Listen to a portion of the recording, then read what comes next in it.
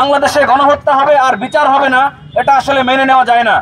আমরা আমাদের নাগরিক দায়িত্ববোধ ও নিরাপদ বাংলাদেশ গড়ার লক্ষ্যে শাহবাগে অবস্থান করছি।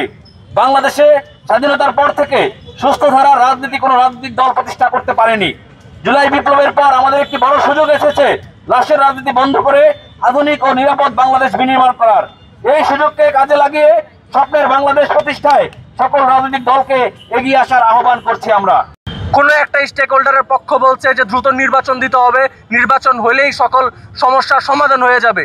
আরেকটা পক্ষ বলছে বিচার শেষ হওয়ার আগ পর্যন্ত নির্বাচনই সম্ভব না। কিন্তু আমরা কি দেখতে পাচ্ছি যে 7 মাসে একটা বিচারিক প্রক্রিয়াই শুরু হয় নাই। অর্থাৎ সবাই চেষ্টা করতেছে কিভাবে ক্ষমতায় যাওয়া যাবে, কিভাবে ক্ষমতাকে ধরে রাখা যাবে। কিন্তু যাদের কারণে আপনারা আজকে ক্ষমতা পেয়েছেন, যাদের কারণে আপনারা রাস্তায় স্বাধীনভাবে চলতে পারতেছেন, তাদের হত্যা এবং তাদের উপর হামলার বিচারের দাবিতে আপনারা কতটুকু সরব? সেটা অতি দ্রুত বিচারের প্রশ্নে আমাদের কোনো আপোষ করা চলবে না, কোনো রাজনৈতিক দ্বিধা বিভক্তি রাখা যাবে না। আজকে গণহত্যাকারীদের বিচারের প্রশ্নে যারা রাজনৈতিক দ্বিধা বিভক্তি সৃষ্টি করবে, রাজনৈতিক অনৈক্য সৃষ্টি করবে, আমরা তাদেরকে বলে দিব আপনারা সাবধান হয়ে যান। এই দেশের জনগণ বারবার রক্ত দিয়েছে, আমরা প্রয়োজন হলে আমরা আবারও রক্ত দিব।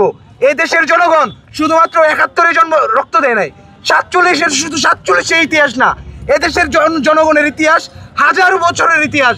এবং হাজার বছরে দেখা যাচ্ছে আমরা এদেশের জনগণ বারবার রক্ত দিয়ে এদেশের মানুষ মুক্তি এনেছে। সেই মুক্তিকে ধরে রাখতে হবে।